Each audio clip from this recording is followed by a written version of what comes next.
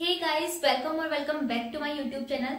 तो गाइस, आपको पता ही होगा कि मैंने उत्तराखंड की जनगणना 2011 पर इससे पहले भी एक वीडियो बना दी है, क्योंकि उसमें कुछ टॉपिक आपके रह गए थे, इसलिए मैंने यहाँ पर सेकंड वीडियो भी अपलोड करी है। अब हम देख लेते हैं सबसे पहले जो मैंने पहली वीडियो में आपको टॉपिक बताए थे, दशकीय वृद्धि दर, लिंगानुपात, जनघनत्व और साक्षरता। इसमें मैंने आपको बताया था कि जो उत्तराखंड का हमारे देश में स्थान है, इन सभी चीजों को देखते हुए, जैसे कि दशकीय वृद्धि दर में हमारा स्थान है 18वां, लिंगानुपात में 13वां, जनघनत्व में 25वां और साक्षरता में 17वां, उत्तराखंड के ये स्थान भारत में है।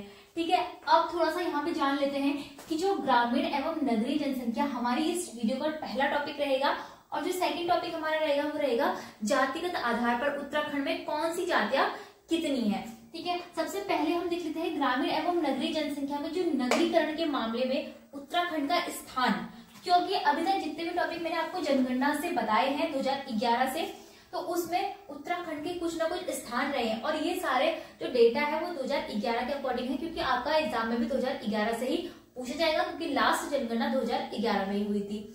ठीक है, तो अब नगरीकरण में अगर हम देखेंगे तो उत्तराखंड का 20वां स्थान भारत में होगा नगरीकरण के मामले में, कि उत्तराखंड में नगरीकरण में जितने भी जनसंख्या है उसका 20वां स्थान आता है उत्तराखंड का भारत में। अब देखते हैं कि कितने लोग उत्तराखंड में ग्रामीण क्षेत्रों में रहते हैं और कितने लोग उत्तराखंड में नगरीय क्षेत्रों में रहते हैं, नगरीय यानी कि शहरों में रहते हैं। तो देखो, ग्रामीण क्षेत्रों की जो संख्या है वो उत्तराखंड में अधिक है, क्योंकि उत्तराखंड के अधिकतर लोग कहाँ निवास करते हैं, गांव में निवास करते हैं। कितने प्रतिशत लोग करते हैं, 69.77% लोग गांव में निवास करते हैं। और अगर हम शहरों की बात करें या फिर नगरीय जनसंख्या की बात करें तो कितने बचे, 30.23% लोग यहाँ पर हमारे बच जाते हैं। तो ये है हमारा उत्तराखंड का ग्रामीण और नगरीय प्रतिशत।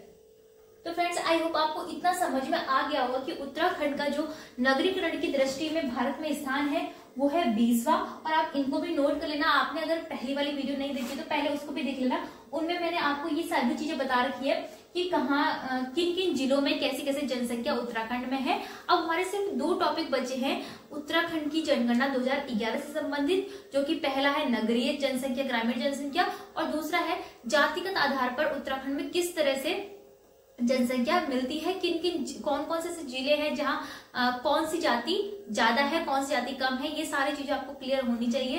पहले आपको ये पता होना चाहिए कि जो नगरीय और ग्रामीण जनसंख्या है उसमें ऐसे कौन से जिले हैं जहाँ आपकी जो नगरीय जनसंख्या है वो अधिक है, या फिर ऐसे कौन से जिले हैं जहाँ ग्रामीण जनसंख्या जो है वो अधिक है। सबसे पहले देख लेते हैं जो आपका देहरादून और हरिद्वार, देहरादून और हरिद्वार जिला है। यहाँ सबसे अधिक जो लोग हैं वो शहरों में निवास करते हैं, और आपको थोड़ा सा अंदाजा भी हो ही रहा होगा कि उत्तराखंड में देहरादून और हरिद्वार ऐसे जिले हैं जहाँ शहरों में ज्यादा लोग रहते हैं, और वो कितने रहते हैं वो भी आपको पता होना चाहिए। देहरादून में जनसंख्या निवास करती है 9,41,941। ठीक है, ये है आपकी देहरादून की नगरीय जनसंख्या। नगरीय जनसंख्या है ये आपकी उत्तराखंड की, और सबसे ये फर्स्ट नंबर पे आता है देहरादून और सेकंड नंबर पे आता है आपका हरिद्वार। ऐसे जिले उत्तराखंड के जहां अधिकतर लोग नगरों में निवास करते हैं, ना कि ग्रामीण में। ठीक है, तो 9,41,941 नगरीय जनसंख्या है। आप अंदाजा लगा सकते हो, जब मैंने आपको बताई थी कि देहरादून की जनसंख्या कितनी है, इससे पहली वाली वीडियो में मैंने आपको बताया था जनसंख्या के बारे में, तो आप उसमें से देखो कि कितने लोग नगरीय जनसंख्या में निवास कर रहे हैं। अब देखो, जो हरिद्वार की जनसंख्या वो है 6,93,094, 6,93,094, ये है हरिद्वार की नगरीय जनसंख्या। ठीक है, देहरादून और हरिद्वार में नगरों में अधिकतर लोग निवास करते हैं। अब हमें बताना है कि ऐसे उत्तराखंड के कौन से जिले हैं जहां सबसे कम नगरों में लोग निवास करते हैं। बताइए, ऐसे कौन से जिले हो सकते हैं उत्तराखंड के अंदर जहां शहरों में लोग कम रहते हैं और गांव में अधिक रहते हैं। तो शहरों में आपके बागेश्वर, रुद्रप्रयाग और उत्तरकाशी जिले के लोग कम रहते हैं। तो नगरी ये है अधिकतम नगरीय जनसंख्या वाले जिले देहरादून, हरिद्वार, और न्यूनतम नगरीय जनसंख्या वाले जिले कौन से होंगे, बागेश्वर, रुद्रप्रयाग, दो आपको अगर याद है वो भी सही है, बागेश्वर, रुद्रप्रयाग और उत्तरकाशी। तो ये 3 ऐसे जिले हैं जहां सबसे कम नगर में लोग रहते हैं, यानी कि यहाँ सबसे ज्यादा कहाँ रहते होंगे, गांव में लोग रहते होंगे। तो फ्रेंड्स आपको पता होना चाहिए कि बागेश्वर, रुद्रप्रयाग और उत्तरकाशी ऐसे जिले हैं जहां नगरों में लोग कम रहते हैं। अब हम देख लेते हैं कि ऐसे कौन से जिले हैं उत्तराखंड के जहां गांवों में ग्रामीण जनसंख्या अधिक है, और ऐसे कौन से जिले हैं उत्तराखंड के जहां ग्रामीण जनसंख्या कम है। अब देखिए हरिद्वार जो कि नगरीय जनसंख्या में सबसे अधिक स्थान पे है, वो ही हरिद्वार ग्रामीण जनसंख्या में भी सबसे अधिक स्थान पे है, क्योंकि यहाँ पर तो ये दूसरे नंबर पे आ रहा है। लेकिन अगर सबसे अधिक गांवों की जनसंख्या की बात करें तो हरिद्वार ही ऐसा जिला है जहां सबसे अधिक लोग गांव में निवास करते हैं। क्योंकि ये ऐसा इसलिए हो रहा है क्योंकि जो हरिद्वार है वो क्या है, उत्तराखंड में जनसंख्या की दृष्टि से सबसे बड़ा जिला है, जनसंख्या की दृष्टि से सबसे बड़ा जिला है। तो इसीलिए यहाँ जो शहरों के लोग हैं वो भी सबसे ज्यादा हैं, और जो गांव के लोग हैं वो भी आपके पहले नंबर पे आ रहे हैं। शहरों के मामले में ये दूसरे नंबर पे आ रहा है, लेकिन अगर गांव की बात करें ये पहले नंबर पे आ रहा है। और जो दूसरे नंबर पे आ रहा है वो कौन सा जिला है, उधम सिंह नगर। उधम सिंह नगर ऐसा जिला है जहां गांव में अधिकतर लोग निवास करते हैं। तो 2 जिले मैंने आपको बता दिए हैं कि जहां, इसको मैं रफ कर देती हूँ।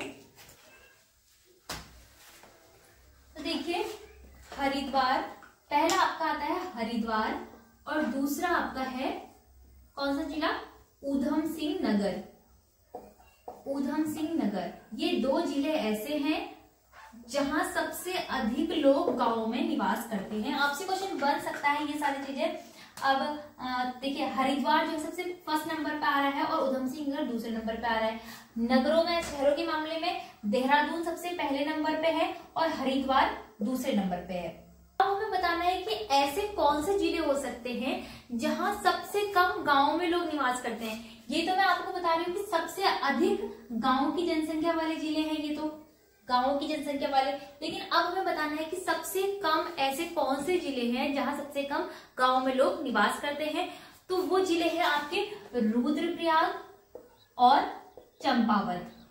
रुद्रप्रयाग और चंपावत ऐसे जिले हैं जहां सबसे कम लोग गांव में निवास करते हैं। अब देखिए जो आपको मैंने इससे पहले, जो रुद्रप्रयाग जिला है ना, वो एक ऐसा जिला है जहां सबसे कम नगरों में लोग निवास करते हैं, और रुद्रप्रयाग ही ऐसा जिला है जहां सबसे कम गांवों में लोग निवास करते हैं। वैसे ही सेम टू सेम हरिद्वार ऐसा जिला है जहां सबसे अधिक नगरों में निवास करते हैं, और हरिद्वार ही ऐसा जिला है जहां सबसे अधिक गांवों में लोग निवास करते हैं। तो इसमें आप कंफ्यूज मत होना, क्योंकि आपको जो हरिद्वार और रुद्रप्रयाग, देखो हरिद्वार ऐसा जिला है जहां सबसे अधिक जनसंख्या में लोग रहते हैं, इसलिए ये आपका हो रहा है कि नगरों में भी ज्यादा और गांव में भी ज्यादा। और रुद्रप्रयाग जनसंख्या के मामले में उत्तराखंड का सबसे छोटा जिला है, इसीलिए यहाँ सबसे कम नगर वाले भी हैं, सबसे कम गांव वाले भी। ये इसलिए है क्योंकि उत्तराखंड के जितने भी 13 जिले हैं तो उसके मामले में बोला गया है यहाँ पे, ये नहीं कि सिर्फ रुद्रप्रयाग में। तो इन सभी को लेके औसत जो निकला तो वो रुद्रप्रयाग और हरिद्वार का आया है, ठीक है। तो इसमें कंफ्यूज मत होना आप। तो अब इस वीडियो का हम सेकंड पॉइंट देख लेते हैं, जिसमें मैं आपको बताऊंगी कि उत्तराखंड में कौन कौन सी जाति किन किन जिलों में अधिक और किन किन जिलों में न्यूनतम निवास करती है, ठीक है। तो देखिए फ्रेंड्स, सबसे पहले हम यहाँ पर देखते हैं एससी यानी कि अनुसूचित जाति के बारे में। तो उनकी हम देखेंगे उत्तराखंड में जनसंख्या कितनी है, लिंगानुपात कितना है, उनको कितना आरक्षण उत्तराखंड में मिलता है, और सर्वाधिक एससी कास्ट वाले कौन से जिले हैं, और न्यूनतम कौन से जिले हैं जहां एससी लोग रहते हैं। अब है उनकी साक्षरता दर कितनी है, ठीक है, और ऐसे कौन से जिले हैं जहां सबसे अधिक साक्षर एससी रहते हैं, और ऐसे कौन से जिले हैं जहां सबसे कम साक्षर एससी रहते हैं। सबसे पहले उनकी जनसंख्या अगर मैं आपको बताऊं 18,92,516, ठीक है, 18,92,516 एससी की जनसंख्या है उत्तराखंड के अंदर, जो कि लगभग उत्तराखंड की जनसंख्या का कितना प्रतिशत है, 18% है। 18% लोग उत्तराखंड की जनसंख्या का 18% एससी निवास करता है उत्तराखंड में। अब उनका लिंगानुपात जो है 936 है, हमारे राज्य में 936 लिंगानुपात है। आरक्षण कितना दिया जाता है एससी को, 19% आरक्षण इनको दिया जाता है। अब देखिए सर्वाधिक एससी जो है वो किस जिले में रह रहे हैं और न्यूनतम एससी किस जिले में रह रहे हैं। सबसे अधिक रह रहे हैं हरिद्वार और कहाँ, उधम सिंह नगर में, हरिद्वार और उधम सिंह नगर में। और सबसे कम रह रहे हैं रुद्रप्रयाग, चंपावत और बागेश्वर में। ठीक है, आपका चमोली जिला भी आता है जहां एससी की जो जनसंख्या है कम है। तो ये जिले हैं जहां सबसे अधिक एससी रहते हैं और ये जिले हैं जहां सबसे कम एससी की जनसंख्या है। तो अब देखिए हमको बतानी है इनकी साक्षरता दर। उत्तराखंड में एससी की औसत साक्षरता दर कितनी है, जो कि है 74.4%। 74.4% एससी साक्षरता दर उत्तराखंड की है। अब देखिए सबसे अधिक जो है साक्षर एससी वाले जिले जो होंगे, सबसे अधिक तो है आपका, सबसे अधिक साक्षर जिला एससी में नैनीताल और चमोली है। नैनीताल और चमोली ऐसा जिला है जहां सबसे अधिक एससी साक्षर है, पढ़े लिखे हैं। और आपका सबसे छोटा आपका सबसे कम ऐसा कौन सा जिला है जहां एससी लोग सबसे कम साक्षर है, तो वो है उधम सिंह नगर। उधम सिंह नगर जो है, उधम सिंह नगर में सबसे कम एससी लोग साक्षर हैं। तो ये जिले में आपको एससी के बारे में, एससी की कैसी उत्तराखंड में जनसंख्या है, लिंगानुपात है, आरक्षण है, सर्वाधिक एससी किस जिलों में निवास कर रहे हैं, न्यूनतम एससी किन जिलों में है, और साक्षरता दर उनकी 74.4% है, जिसमें कि सबसे अधिक जो साक्षर जिला है एससी का वो है नैनीताल और चमोली, और सबसे कम जो साक्षर लोग हैं उधम सिंह नगर में है एससी के। तो ये हो गए हमारे अनुसूचित जाति का सभी कुछ। इतने क्वेश्चन आपके अनुसूचित जाति से बन सकते हैं। अब देखते हैं अनुसूचित जनजाति यानी कि एसटी से क्या क्या क्वेश्चन बन सकते हैं। तो देखिए अब देख लेते हैं एसटी अनुसूचित जनजाति किन किन जिलों में सबसे अधिक और किन जिलों में सबसे कम निवास करती है। तो उत्तराखंड का जो उधम सिंह नगर जिला है वहां सबसे अधिक एसटी निवास करते हैं और रुद्रप्रयाग जिले में सबसे कम एसटी निवास करते हैं। तो सबसे अधिक एसटी कहाँ है, उधम सिंह नगर में। उधम सिंह नगर में सबसे अधिक एसटी निवास करते हैं। ये हो गया आपका सबसे अधिक वाला, और सबसे कम वाला हो गया रुद्रप्रयाग में। तो रुद्रप्रयाग में सबसे कम एसटी निवास करते हैं। ठीक है, ये 2011 की जनगणना के अनुसार। अब देखिए इनकी साक्षरता दर कितनी है। अभी मैंने एससी की साक्षरता दर कितनी बताई आपको, 74.4%। और इनकी साक्षरता दर कितनी है, साक्षरता दर, औसत साक्षरता दर उत्तराखंड में इनकी है 73.9%। तो देखिए इनकी साक्षरता दर थोड़ी कम है 73.9% और एससी की थी 74.4%। अब देखिए उत्तराखंड में जितनी भी राजकीय सेवाएं हैं उनमें एसटी को आरक्षण कितना प्राप्त है।